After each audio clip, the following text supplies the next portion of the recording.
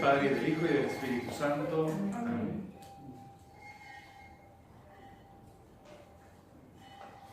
En nombre del Padre, y del Espíritu Santo. Te damos gracias, Señor, por este día que nos regalas, por poder estar en tu presencia, por poder tener este tiempo para profundizar en tu palabra. Te queremos pedir que todo lo que estudiamos pueda dar mucho fruto para nosotros y para muchos. Queremos pedir que abras nuestra mente y nuestro corazón para que más allá del tema que tratemos podamos escuchar lo que tú nos quieres decir a cada uno de nosotros. Gloria al Padre, y al Hijo, y al Espíritu Santo.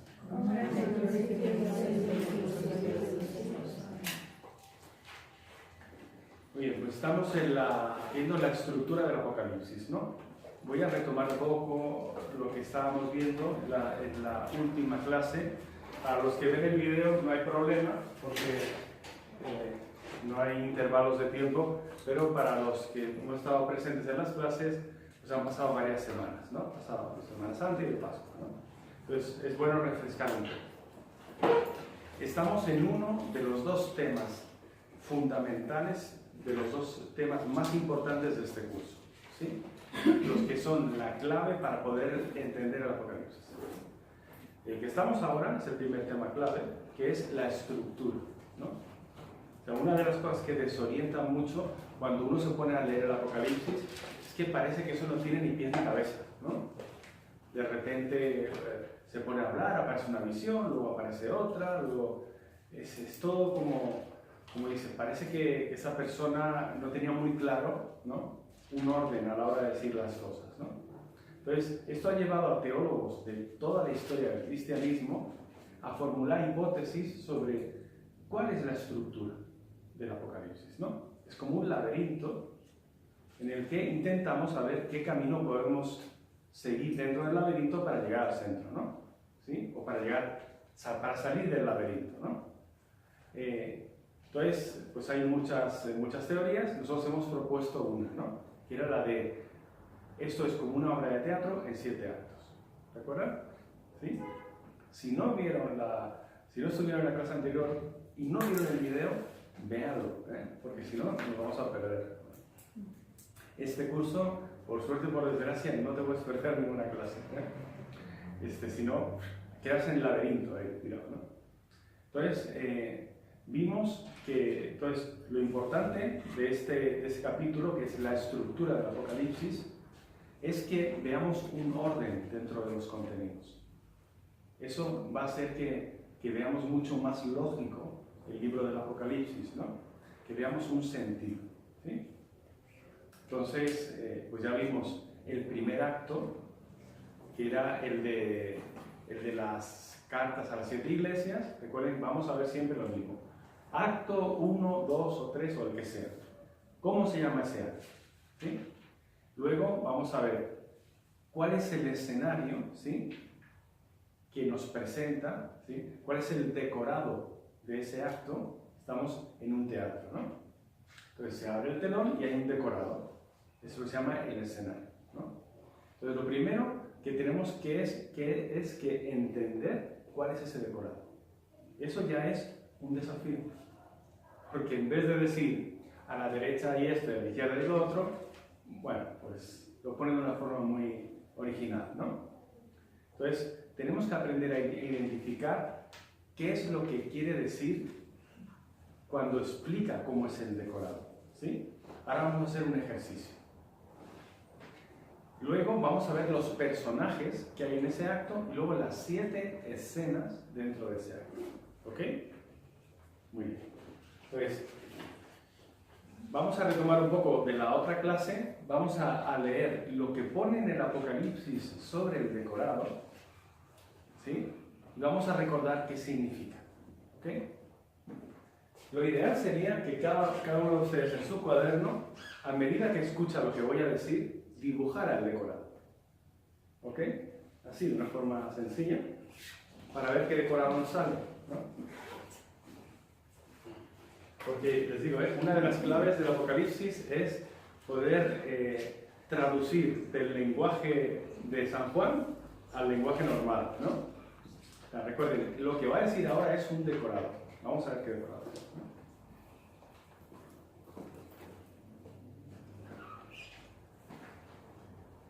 Oí detrás de mí una gran voz como de trompeta que decía: lo que veas, escríbelo. Me volví a ver, aquí empieza, me volví a ver. Y al volver vi 7 candeleros de oro. Y en medio de los candeleros, como a un hijo de hombre, vestido de una túnica talar, ceñido al talle con un ceñidor de oro. Vamos dibujando. Su cabeza y sus cabellos eran blancos, como la lana blanca, como la nieve. Sus ojos como la llama de fuego. Sus pies parecían de metal precioso acrisolado en el horno. Su voz como voz de grandes aguas. Tenía en su mano derecha 7 estrellas, y de su boca salía una espada aguda de 2 filos, y su rostro como el sol cuando brilla con toda la fuerza. Ya está. Nada más fácil. ¿Sí? ¿Quieren que lo lea de nuevo? Sí. Recuerden, no tenemos que cometer el error que han cometido durante siglos los pintores, muchos pintores, que es dibujar lo que dice. No es dibujar lo que dice, es dibujar lo que significa lo que dice. ¿Sí? Es como un niño que va con su mamá. Mamá, al otro lado de la ventana hay un monstruo, ¿sí? Que grita y que hace como aullidos raros, ¿no? La mamá mira y es capaz de entender, dice, esto es lo de siempre. Es el gato del vecino, se pone a magullar detrás de la ventana. ¿Ves? El niño dice una cosa, dice lo que ve, dice su visión. Pero lo importante es lo que quiere decir. ¿Ok? Recuerden, el lenguaje apocalíptico nos dice las cosas de una forma muy simbólica. Pero esto es, si tenemos buena memoria, es lo que vimos en la última clase. Lo que a nosotros nos interesa es ver qué significa. Porque para poder entender el primer acto, ¿sí? Y el segundo, que es lo que vimos en la anterior clase, tenemos que entender cuál es el decorado, el escenario donde se desarrolla. ¿Ok? Entonces, ¿qué quiere decir esto? Eso es lo que tenemos que descubrir en nuestro dibujo. ¿Ok? ¿Preparados para dibujar? Vamos a ver. Me volví a ver y vi 7 candeleros de oro. En medio de los candeleros, como un hijo de hombre, vestido con una túnica talar, ceñido al talle con un ceñidor de oro. Su cabeza y sus cabellos eran blancos, como la lana blanca, como la nieve. Sus ojos como llama de fuego. Sus pies parecían de metal precioso acrisolado en el horno. Su voz como voz de grandes aguas. Tenía en su mano derecha 7 estrellas, y de su boca salía una espada aguda de 2 filos, y su rostro como el sol cuando brilla con toda su fuerza. ¿Ok? Ahora está más claro, ¿no? Ahora sí. Muy bien. Pues vamos a ver, entre todos vamos a realizar el dibujo del decorado. Ahora a lo mejor hacer ese ejercicio nos va a parecer un poco como no tan fácil, ¿no? Pero eso nos va a ir haciendo que cada vez nos sea más evidente, más fácil, ¿sí? El entender el lenguaje apocalíptico y traducirlo al lenguaje normal. Muy bien. ¿Qué dibujamos aquí? Los 7 candelabros que vienen siendo las 7 iglesias. Esto es que ¿lo hemos escuchado? ¿Sí? Sí. Esto es lo que vimos la semana pasada, la última clase.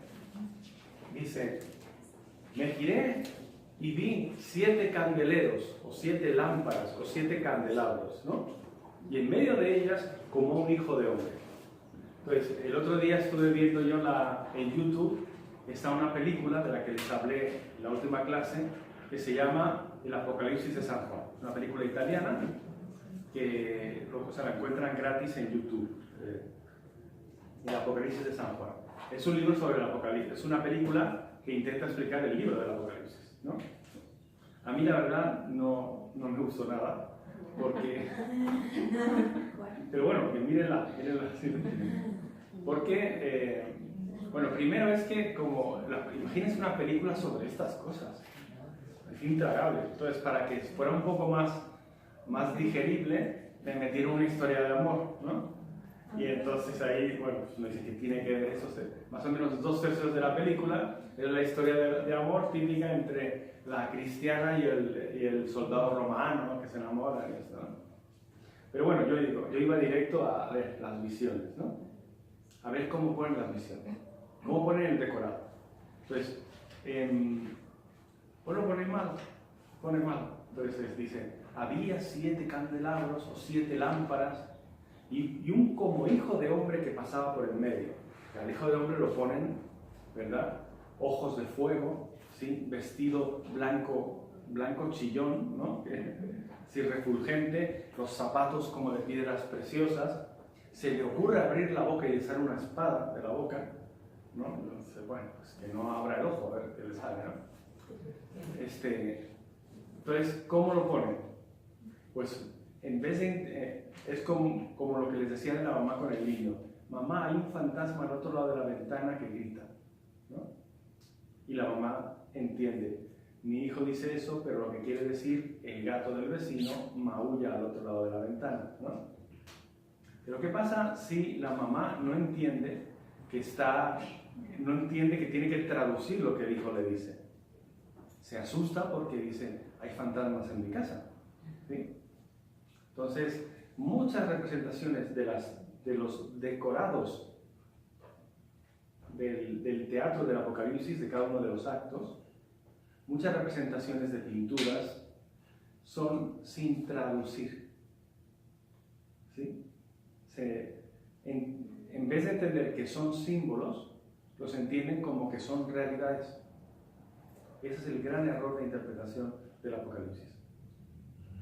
Entonces, en la película dice, es que tenemos que ser fieles a lo que dice la Biblia. Entonces aparecen unas lámparas con unos pies, así, y la lámpara apagada, y están como flotando, ¿no? Como flotando. Me recordaba una película de Harry Potter, en la que están comiendo todos los niños y hay unas velas flotando, ¿no? Y entonces aparece un ser así, que no se le ve la cara porque brilla todo, ¿sí? Es el como hijo de hombre, ¿sí? O sea, como hijo de la mañana, porque... Y entonces va pasando así con la mano y a medida que camina se van encendiendo las luces de las lámparas, porque dice, en su mano derecha tiene 7 luces, 7 llamas de fuego, ¿no? Entonces, luego eso lo meten en la película, no tiene nada que ver con el resto de la trama, ¿no? Y bueno, ¿no? Nos quedamos igual. Eso sería no entender lo que quiere decir, ¿sí? Lo que quiere decir, cada escenario que aparece al inicio de cada uno de los 7 actos del Apocalipsis, ¿sí? Si nos perdemos me dicen, ¿todos seguimos esto? Cada uno de al inicio de cada acto se describe un decorado, un escenario. Cada escenario se corresponde a algo normal que cuando la gente de la comunidad de Juan escuchaba esto, entendía a qué se refería. ¿Sí? ¿Y qué era? Bueno, pues les voy a poner un dibujo que una persona tuvo el detalle de hacer el dibujo. No va a ganar el premio Nobel de Pintura, pero tampoco es eso. Eso es lo que representa. Todo lo que hemos oído, como hijo de hombre y tal, es esto. Es el candelabro de los 7 brazos que había dentro del templo de Jerusalén. Y dice, en su mano llevaba las 7 lámparas, ¿no?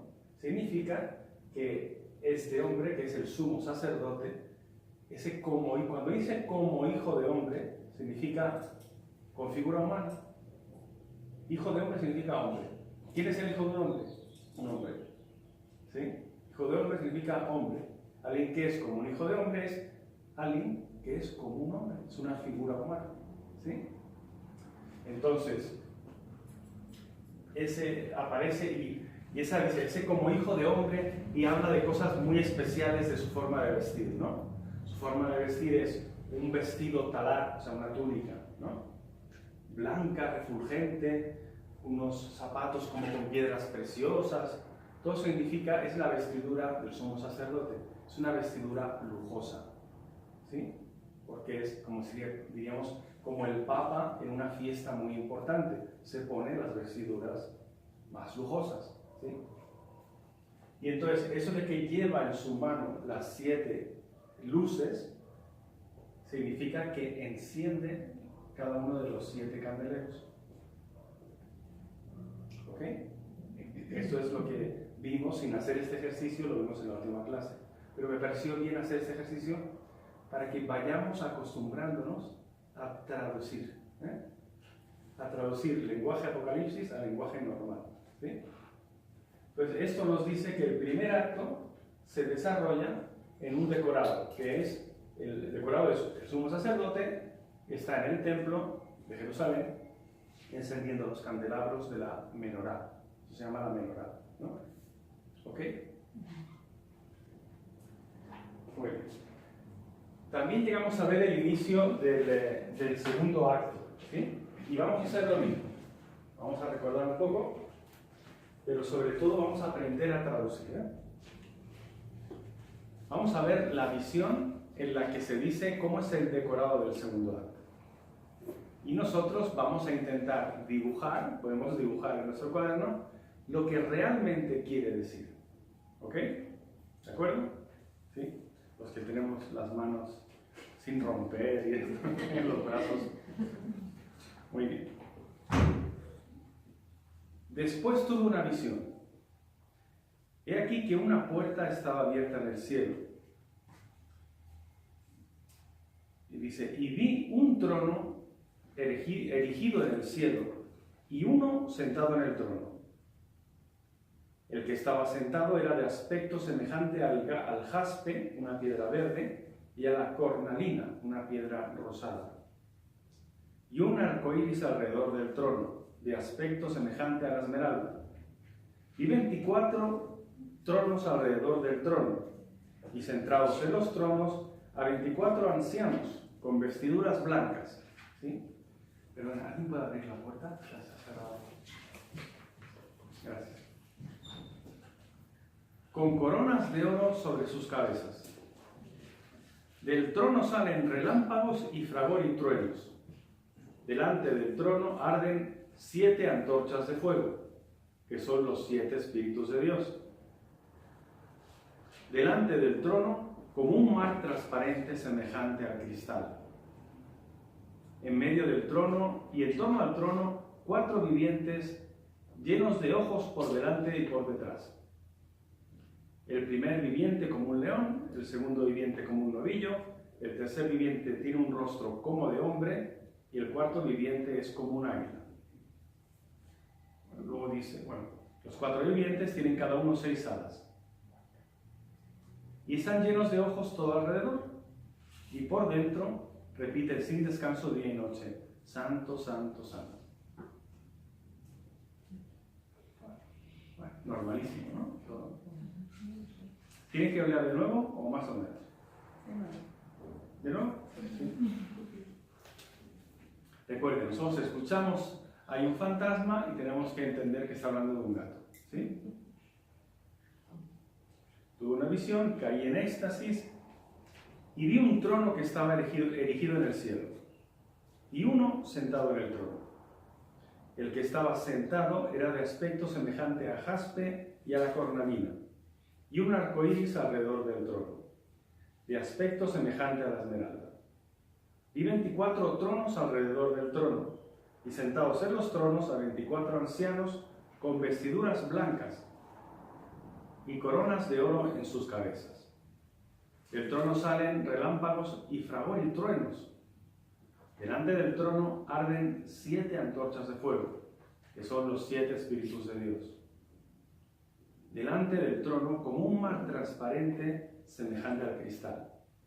En medio del trono y en el trono, 4 vivientes llenos de ojos por delante y por detrás. Bueno, luego ya describe que uno parece un león, etc., ¿no? Para hacer esta traducción, ¿sí?, de las imágenes a la realidad, tenemos siempre que distinguir qué son los elementos principales y cuáles son los elementos, digamos, accesorios. ¿Sí? Oiga, padre, yo quisiera preguntar algo que a lo mejor es tonto, pero que yo siempre he tenido curiosidad. ¿Por qué en los evangelistas sí está simbolizado el águila, el toro, el ángel Y el hombre. y el hombre? Por esta visión. Por esta visión del Apocalipsis.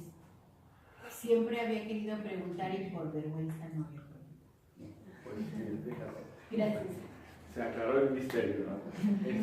Sí, se utiliza el simbolismo del Apocalipsis porque la gente se pregunta, ¿quiénes son esos 4 que están delante del trono, ¿no? Y entonces a veces se ha dicho, pues son los 4 evangelistas.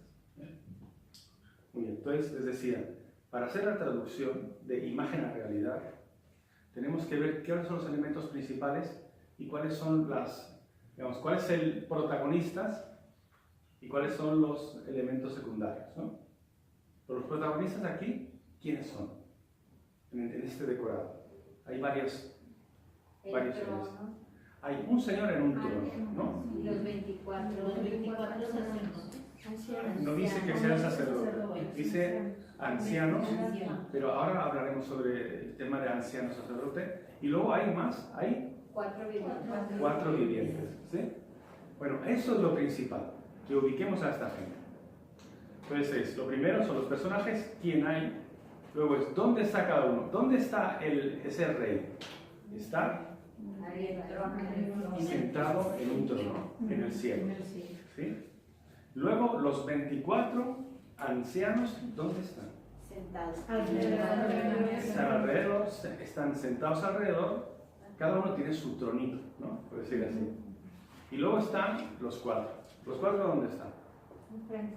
Más o menos enfrente. Dice que están arriba, abajo. Están más o menos enfrente. Nos falta un elemento muy importante sobre cómo es el suelo. A ver, ¿cómo es el suelo? El piso.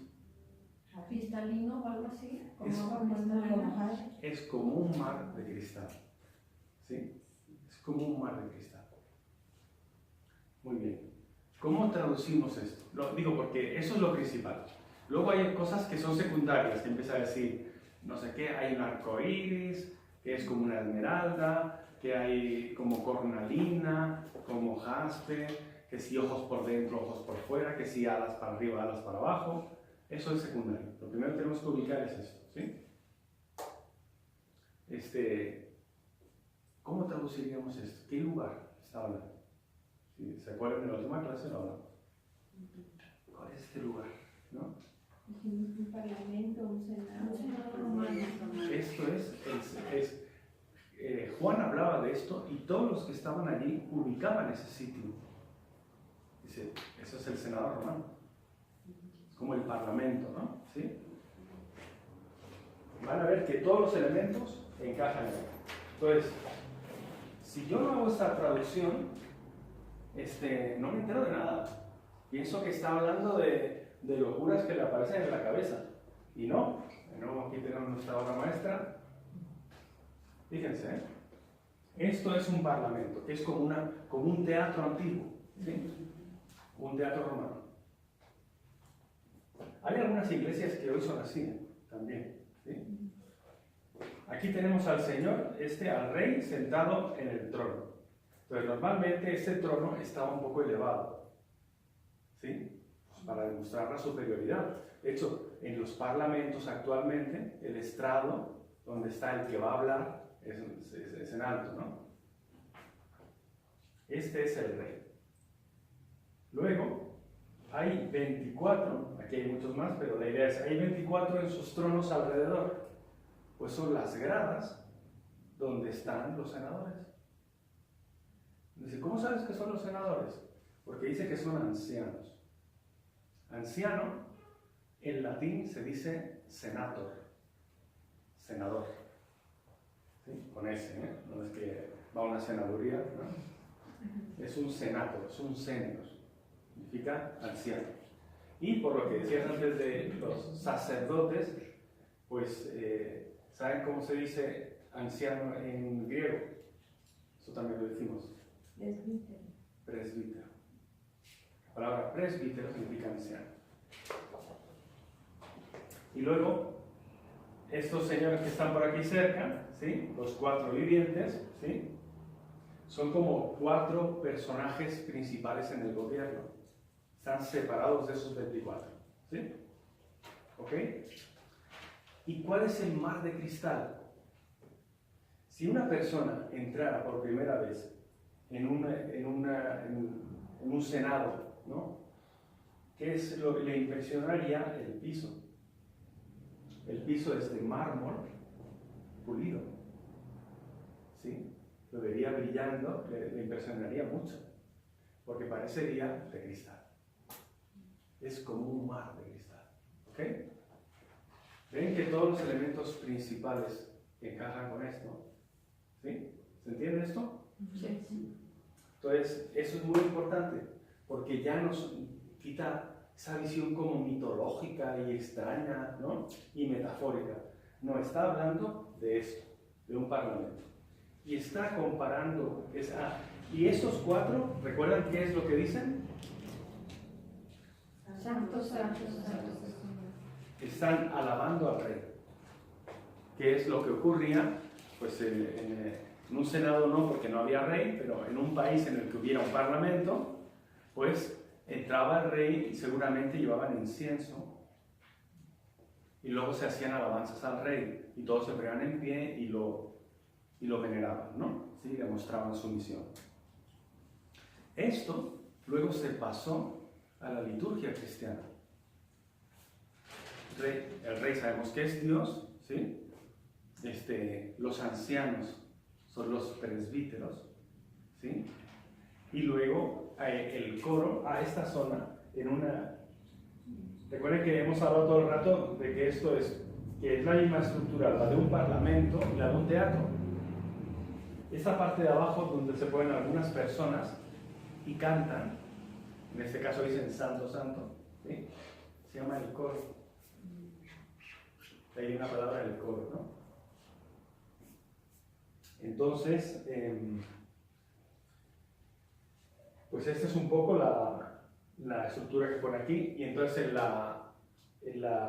esto cuando se pasa a la liturgia católica, se pasa a esa estructura. Dios es el rey, hay un coro que canta santo, santo, santo, y luego están los sacerdotes y el resto del público. ¿Ven? Entonces, esto es lo que aparece aquí. ¿Ok? Entonces, esto nos va dando elementos para ir entendiendo, para poder hacer la traducción lenguaje del Apocalipsis al lenguaje normal, ¿no? Voy a decir, recuerden que le dije que había 2 temas principales. El primero es el de la estructura del Apocalipsis, y el otro tema que veremos después es los símbolos. Si conocemos qué significan los símbolos, ya tenemos bastante ganado, ¿sí? Con los símbolos pasa como lo que ocurre con la estructura, que te da la impresión de que cada autor que escribe sobre el Apocalipsis, a los símbolos les pone que significan una cosa diferente, ¿no? No, es que los 4 vivientes son los 4 evangelistas. No, es que los 4 vivientes son 4 ángeles. No, es que los 4 vivientes significa la iglesia en medio del mundo. Y uno se queda con el interrogante. Bueno, entonces, cada uno dice lo que quiere, pero San Juan, cuando escribió esto, quería decir una sola cosa. No dijo, les voy a decir algo que como no tiene importancia, que cada uno lo interprete como quiera. No. Está diciendo, esto es necesario para la salvación y cada cosa significa una cosa.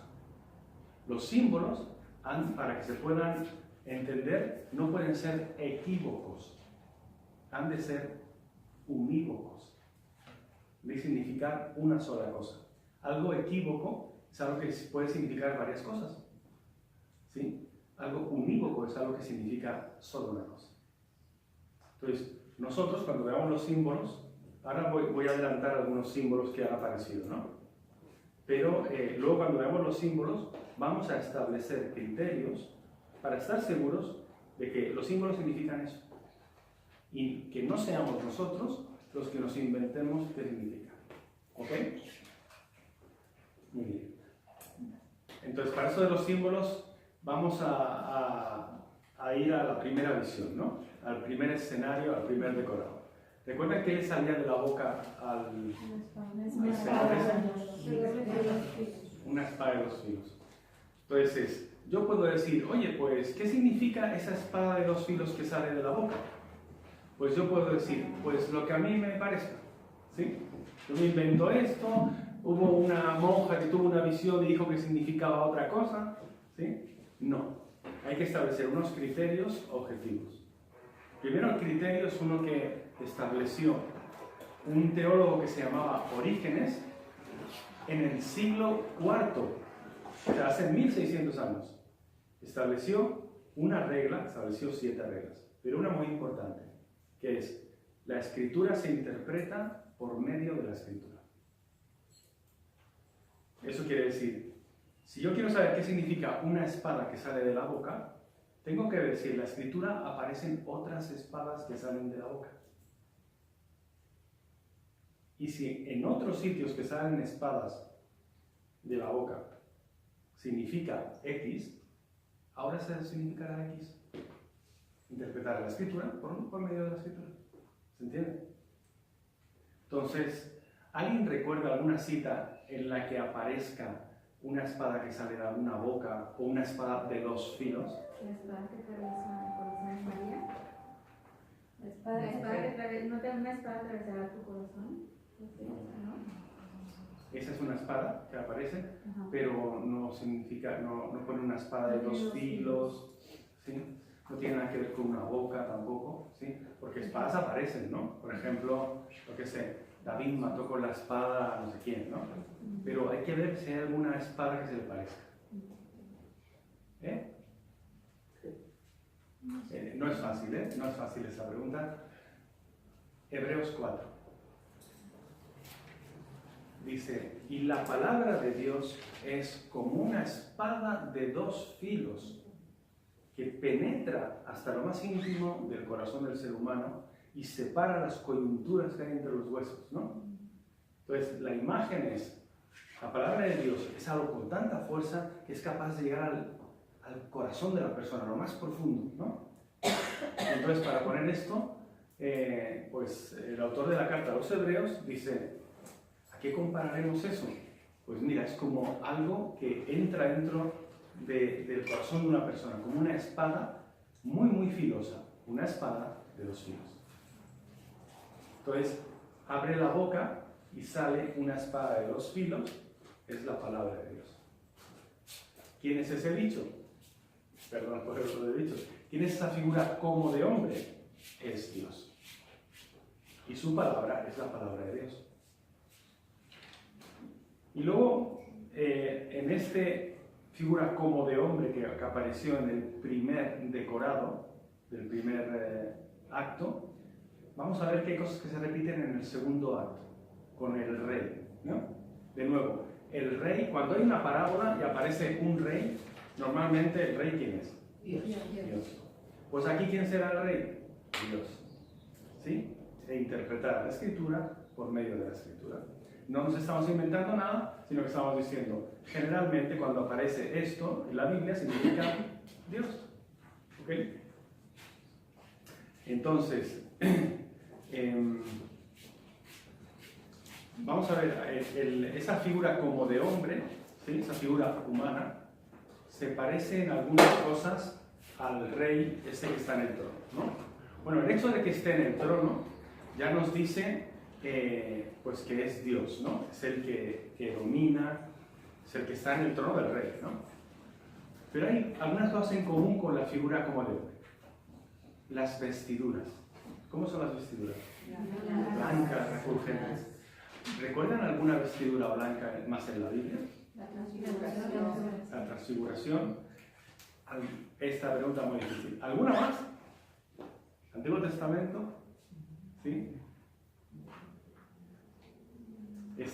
Hay un momento en que está Abraham en el desierto con su esposa, triste porque no pueden tener hijos, y tiene una teofanía. Aparecen 3 seres con vestiduras muy blancas también, ¿sí? Y él les da de comer y entonces le promete, tú dentro de un año volveremos y ya tendrás un hijo, ¿no? ¿Sí? Entonces, vestiduras blancas. También cuando suele haber una imagen de una aparición divina, siempre son vestiduras blancas refulgentes, ¿no? Entonces, esas vestiduras, un blanco refulgente como la transfiguración, ¿sí? Nos hablan de seres divinos, de Dios, ¿ok? Luego, otra cosa que ha aparecido en la figura como de hombre y que aparece ahora en el rey, sentado en el trono, y que veremos que aparecerá muchas veces, ¿sí? En las visiones, porque las visiones suelen ser así. Y entonces fui llevado a un sitio, y explica el decorado, que era un sitio que era así, y vi tal cosa, y una voz como un trueno o un relámpago me dijo. Entonces, esto aparece ahora también. El rey cuando habla tiene una voz como de trueno o relámpago. ¿Le suena esto de haber oído de una voz que se oyó del cielo que era como un trueno? Sí, cuando hizo Juan. En el bautismo de Jesús, una voz viene del cielo como un trueno. Otra. Cuando muere Jesús. Cuando muere Jesús truena y tierra. No hay ninguna voz que es como un trueno. Ahí dice que se rompió la tierra, se oyeron ruidos así también, ¿no? Cuando dice, este es mi hijo muy amado. En la transfiguración. Cuando dice, este es mi hijo muy amado, ¿sí? Y todavía hay otra cita en la que también se oye una voz como un trueno, que creo que está en Mateo 24, pero no me acuerdo muy bien. La vimos, era una lectura de la liturgia de la misa justo antes de Semana Santa, pero no recuerdo exactamente. Entonces, bueno, conclusión. ¿Quién tiene esa voz como de trueno? ¿Quién habla? Dios. Entonces, la vestidura, el trono, la voz como trueno, que le sale una espada, que es la palabra de Dios por la boca, todo esto nos está hablando de Dios. Está dibujando la figura de Dios. ¿Sí? Pues qué diferente es entenderlo así a entender que todas esas cosas es como un Dios que te quiere dar miedo, ¿no? Y te grita y aparece con vestiduras raras, ¿verdad? No quiere generar miedo, quiere generar la idea de la grandeza de Dios, ¿sí? De la magnificencia de Dios, ¿ok? Bueno.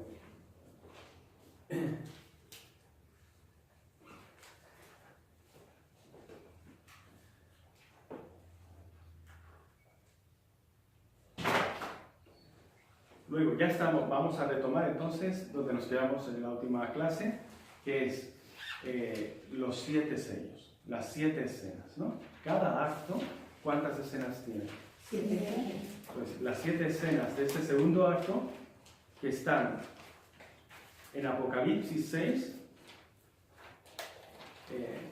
digo así los números rápidos, no hace falta que lo escriban.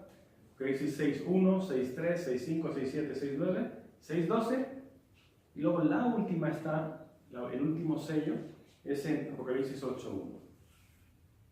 ¿Sí?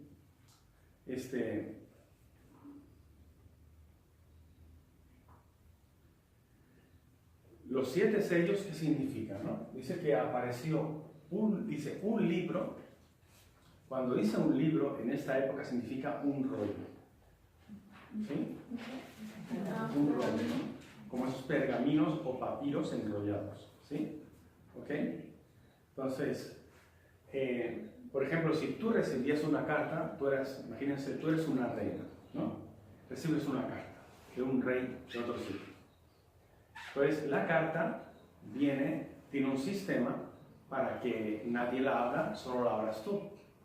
¿Cuál era el sistema? Con lacre, que es como una cera muy, muy fuerte, ¿sí? Se sellaba. ¿Qué significa se sellaba? El lacre se derramaba donde termina el pergamino, para que nadie lo pueda abrir, ¿no? se derramaba y antes de que se enfriara y se secara, con un sello se sellaba. El sello se ponía encima del lacre y en el sello era un signo, unos símbolos que significaban rey de no sé dónde, ¿no? Entonces era como el remitente de la carta, el sello, ¿no? Es como las cartas ahora pues vienen con un pegamento, ¿verdad? Entonces esto era como el pegamento, ¿no? Entonces, si había un documento que era muy importante, venía sellado, ¿sí? Pero si había un documento había un documento que podía llevar varios sellos. Por ejemplo, imagínense que 4 reyes se reúnen y te van a mandar una carta. Entonces, para decir, oye, el mensaje que te mandamos es algo en lo que estamos de acuerdo los 4. ¿Cómo hacían? Ponían 4 sellos. Cada uno, el sello, entonces tú veías el rollo ese, la carta, y veías rey de tal, rey de cual, ¿sí? Reconocías los 4 sellos. Entonces, aquí nos encontramos un rollo que tiene 7 sellos. ¿Qué significa? Que es un mensaje muy, muy, muy importante. ¿Sí? Es un mensaje que en este parlamento que está el rey, los 4 vivientes y todo eso, pues se recibe una carta que tiene 7 sellos. Y entonces se pregunta, ¿quién puede abrir los 7 sellos? ¿No? Esa voz atronadora le pregunta a Juan, ¿quién puede abrir los 7 sellos? Y Juan se pone muy triste, porque dice, yo no sé quién puede. Tendrá que ser una persona muy poderosa, porque si tiene tantos sellos, ¿no? ¿Quién será? ¿Quién podrá abrir los 7 sellos? Significa, hay un mensaje para la humanidad importantísimo. Pero ¿quién podrá revelar el libro de las revelaciones, el libro del Apocalipsis? ¿Quién podrá revelar el contenido de este mensaje? ¿No? Como que se imagínense unos mirarnos unos a otros, ¿quién será tan importante? Y entonces aparece otra imagen que, de nuevo, mirando otras citas de la Escritura, nos va a ser muy fácil revelar quién es, ¿no? Aparece un cordero. Cordero degollado. ¿Quién es? Jesús. Isaías 53, el Mesías será como un cordero llevado al matadero, que no mira nada y tal, ¿no? ¿Recuerdan cuando hablamos en métodos de interpretación de la Escritura, hablamos del significado del cordero, ¿no? Cordero degollado es Cristo, ¿no? Entonces, el cordero se va a poner a abrir los sellos. De nuevo, otra vez los pintores nos han hecho, a lo largo de la historia, nos han hecho un favor, no muy buen favor. Porque, ¿cómo han descrito esto? Primero ya no ponen un rollo, ponen un libro, ¿no? Un libro con 7 sellos, que no tiene ningún sentido. Porque un libro no lo puedes cerrar poniéndole sellos. Entonces la gente ve eso y dice... ¿no? Y luego encima aparece un cordero, que a veces incluso lleva un estandarte con una cruz, ¿no? Y bueno, sabemos que es Jesús porque alguien nos dijo que era Jesús, ¿no? Pero no tenemos ni idea cómo se les ocurrió poner ese símbolo tan raro, ¿no? Entonces ahora yo creo que nos queda un poquito más claro, ¿sí? ¿Por qué esos símbolos, no? Es un rollo, tal. Entonces, el cordero, en las 7 escenas de este acto, irá abriendo los sellos. Entonces, yo como tengo que leer esto, no tengo que ver un cordero con un pergamino, que no tiene sentido. Para empezar, ¿cómo abre con una pezuña? ¿No? Tengo que ver a Cristo, que tiene su palabra, el mensaje de Dios para la humanidad, y que va a ir revelando qué es lo que va a pasar con la humanidad. Van a pasar diferentes cosas, ¿sí? Entonces, el cordero es digno de abrir los sellos y va a ir abriendo los sellos. De nuevo, tenemos que recordar, esto lo voy a ir recordando siempre, tenemos que tener, ¿recuerdan la diferencia que les hablé entre Cronos y Kairos? ¿Sí o no? Pues si no, Hay que recordarlo. A ver, ¿alguien me recuerda que era Cronos? Cronos es el tiempo con minutos, como el calendario. Es el tiempo del Que calendario, ¿no? conocemos. Es hoy, mañana, pasado. ¿Y el tiempo del Kairos? Es que en griego hay dos palabras para decir tiempo. Cronos o Kairos. En el Apocalipsis la que aparece más es Kairos. Cuando sea conveniente, ¿no? Cuando sea oportuno. Es el tiempo, el Cronos es el tiempo del reloj. Ahora pasa esto, luego esto, luego esto, una sucesión de acontecimientos. Y el tiempo, entendido como Kairos, significa el tiempo oportuno, el momento adecuado. ¿Sí? No se refiere tanto a algo que primero pasa esto, luego pasa esto, luego pasa esto. Eso es el Cronos. Se refiere al momento oportuno, ¿no? Es como un torero que está toreando el toro y está esperando el momento oportuno para matarlo, ¿no? ¿Sí? El momento oportuno no es dentro de 10 minutos, o dentro de 15 minutos, o dentro de 8 minutos. No, es cuando sea el momento. ¿Sí? ¿Ves? Si yo viera esa corrida de toros con la mentalidad del tiempo como Cronos, diría, pues que han pasado 7 minutos y todavía no... No, es que no es así, es cuando sea el momento oportuno. ¿Sí? Es cuando se den las circunstancias, cuando sea el momento adecuado. ¿Ven la diferencia? ¿Sí? Entonces, todo lo que hay en el Apocalipsis, tenemos que leerlo desde Kairos, no desde Cronos. Entonces, un gran error de interpretación es entender que está hablando de Cronos. Mientras que desde el inicio del Apocalipsis ya vimos que aparece la palabra Kairos. ¿Sí? Entonces, gran error de interpretación del Apocalipsis es pensar que todo lo que aparece aquí es un calendario de calamidades que se irán cumpliendo una detrás de otra. Eso es Kairos, eso es Cronos. Kairos significa en el momento de la madurez ocurrirá esto.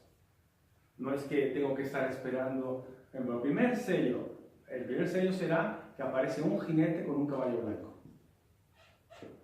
No tengo que esperar a ver cuándo aparece un caballo blanco, luego un caballo negro, un caballo rojo, un caballo verde. Esos son los 4 jinetes del Apocalipsis, ¿no? Y no va a pasar esto. Cuando dice, y luego habrá un reino de 1000 años, de no sé qué, y luego será soltado el anticristo. Y entonces yo voy con la mentalidad de Cronos, ¿no? A ver, esto debe ser el anticristo, entonces ahora faltan 1000 años, ¿no? No es esto, ¿ok? Muy bien, vamos a ver muy rápido los 7 sellos. ¿Qué pasa con los 7 sellos? Y no los vamos a interpretar porque no nos daría tiempo, ¿sí? Tenemos que ir ya terminando, y a la siguiente clase tenemos ya que terminar toda la estructura del Apocalipsis para dar el tiempo necesario a los símbolos del Apocalipsis, ¿ok? Solo voy a nombrar los primeros, ¿no? Abrió el primer sello, caballo blanco y jinete con corona y arco. Solo voy a decir alguna cosa rápida. Y que será el que traerá la victoria. Bueno, el color blanco, generalmente en la Biblia, ¿es bueno o es malo? Es bueno. Es el color de la luz, de la vida, de la pureza. Se asocia a Dios, de la limpieza, ¿sí? Entonces este caballo, importante, porque cuando pensamos a veces en los 4 jinetes del Apocalipsis, pensamos en 4 señores malos. Pues no, este es bueno. ¿Sí? Este es bueno. Luego, abrió el segundo sello, un caballo rojo y un jinete con una espada. ¿Sí? Eso es por el tema, lo que hablamos de las espadas, ¿verdad? Antes. Esta ya no es una espada de 2 filos que sale de la boca. Es una espada sostenida con la mano. Entonces, el caballo es de color rojo. El color rojo, cuando una persona dice, está tan enojado que se puso rojo, ¿no?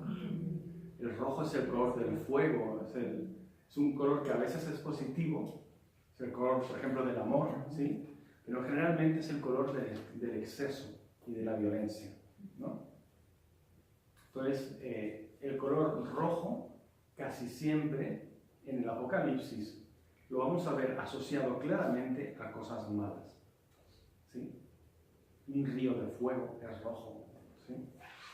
Y en la Biblia, cuando veamos el color rojo, en un contexto de violencia, como es un caballo rojo con un jinete con una espada, ahí no está. Si a lo mejor el jinete lleva una flor, a lo mejor es el caballo del amor o algo así.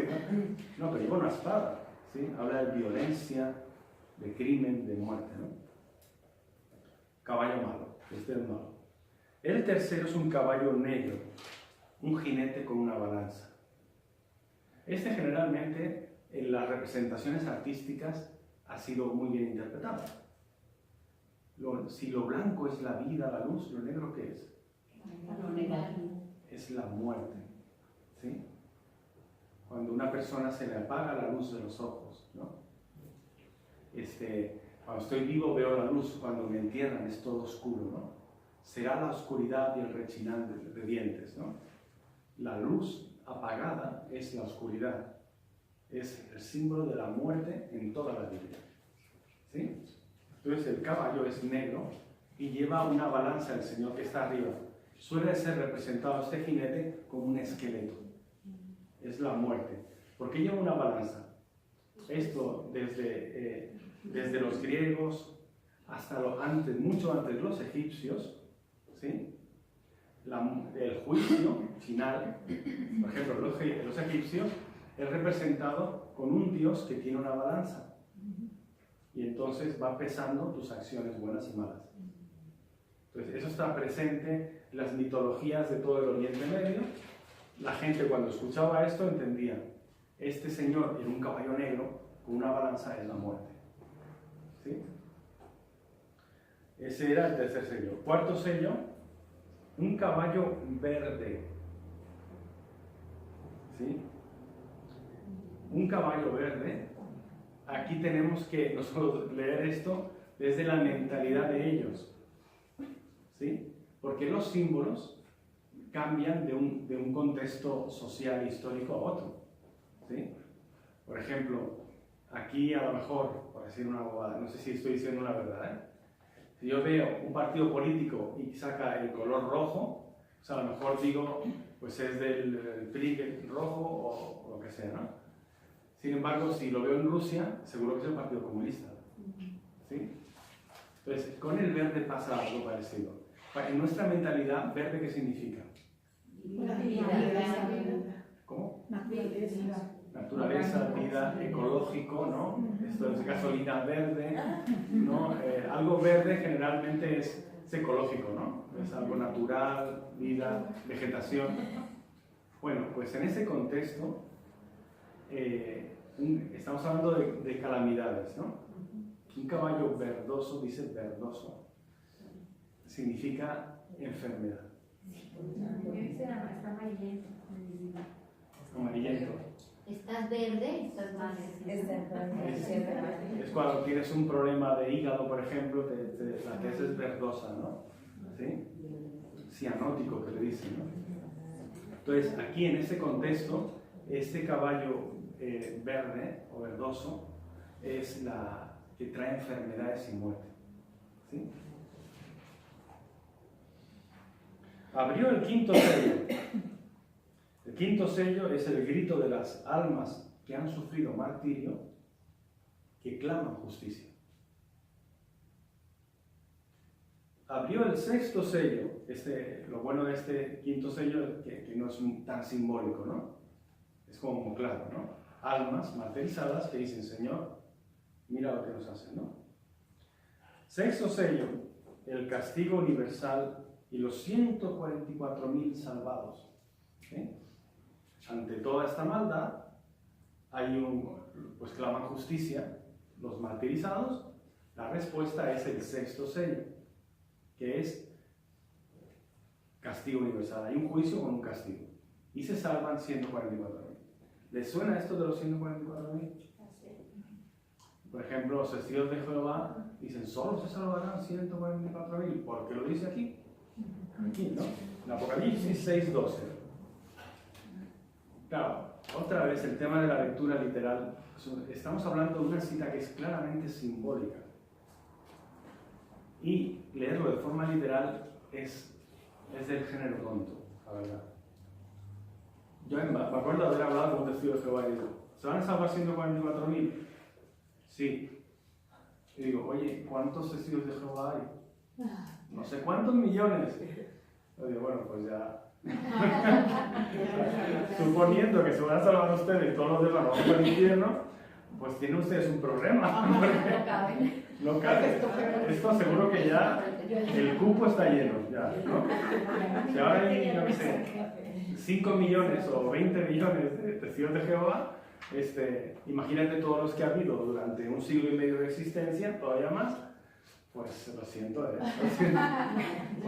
digo, no hace falta ni que mejor ni me lo digas, porque según tu religión yo me voy a ir al infierno por ser católico, ¿sí? Pero tú tienes un problema, ¿no? Porque el cupo ya está cubierto, ¿no? Entonces, bueno, no tiene sentido, ¿no? Entonces, bueno, cuando hablemos de los símbolos, hablaremos de los símbolos numéricos, ¿sí? O símbolos aritméticos. Y veremos qué significa 144. Séptimo sello. Silencio. Hay un silencio. ¿Les recuerda algo que ocurrió en la Biblia en que pasaron 6 cosas y luego hubo silencio? La creación. 6 días en los que pasan cosas, en los que se construyen cosas, Dios crea, y en el último día silencio. Y Dios descansa, ¿no? Aquí, ¿qué es lo que tenemos? Aquí tenemos como una destrucción de la creación. ¿Sí? Dios creó y ahora las acciones de los hombres han ido destruyendo esa creación hasta dejarla en silencio. ¿Ok? Bueno, pues aquí tenemos el escenario del segundo acto. Si Dios quiere, en la siguiente semana empezaremos con el tercer acto y vamos a ir un poquito más rápido, ¿sí? Para terminar los 7 actos, si Dios quiere, ¿sí? Y haremos ese ejercicio, ese juego. Leeremos cómo viene descrito el decorado de cada acto y vamos a traducirlo a cosas concretas. ¿Ok? ¿Alguna pregunta? Gloria al Padre, y al Hijo, y al Espíritu Santo. Como en el principio, ahora y siempre, por los siglos de los siglos. Amén. Muchas gracias. Si alguien busca pagar la mensualidad,